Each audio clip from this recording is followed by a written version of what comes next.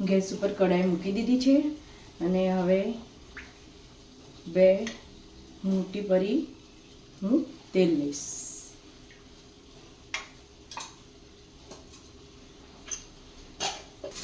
તેલ આપણું આવી ગયું છે. એની અંદર હું થોડી હળદર રાખીશ, 1/4 ટેબલ સ્પૂન. બરાબર હલાવી દઈશું. અને સવારે નાયલોન પૌવાને મેં સવારે એને તડકા મૂક્યા હતા, એ કડક થઈ ગયા છે. હવે તેલ સરસ રીતે આવી ગયું છે. હવે હું થોડા નાયલોન પૌવા નાખતી જઈશ.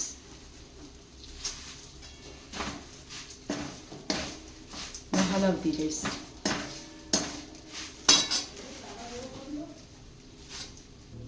તમને જરૂર પડે રીતે તેલ કેટલું છે એ પ્રમાણે તમારે પૌવા નાખવાના, નકર પૌવા કોરા પડી જાય.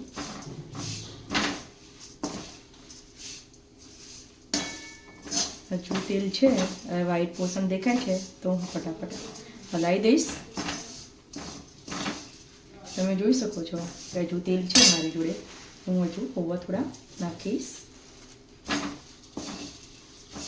સરસ રીતે બધા પૌવા હલાવી દીધા છે. હવે હું એને સરસ રીતે એકદમ ક્રિસ્પી થાય એવી રીતે થોડા ધીમા તાપે હલાવીશ. એકદમ કડક થઈ ગયા છે, જો અવાજ આવે છે. હવે થોડી હું વરિયાળી નાખીશ. વરિયાળી થોડી ટેસ્ટમાં સરસ લાગે. હવે 1 ટેબલ સ્પૂન મરચું.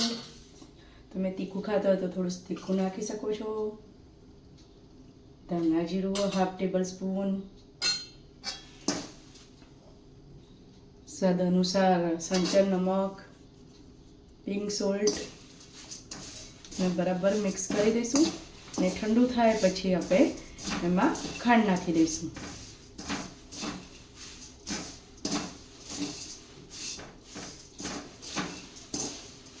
સરસ રીતે પૌવા હલાવી દઈશું અને પછી ટેસ્ટ કરીને હું બતાવું.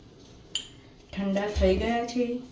હવે હું એની અંદર 1 ટેબલ સ્પૂન, 1 થી 1.5 ટેબલ સ્પૂન નાની છે એ નાખું છું ખાંડ બુરું. પછી બરાબર રીતે હલાવી દઈશ એટલે સરસ ટેસ્ટી પૌવા તૈયાર થઈ ગયા છે. હું હવે તમને ટેસ્ટ કરીને બતાવું. નાયલોન પૌવા સરસ તૈયાર થઈ ગયા છે. હું હવે ટેસ્ટ કરીને બતાવું. ક્રન્ચી. હવે તમે મને બનાવીને બતાવો.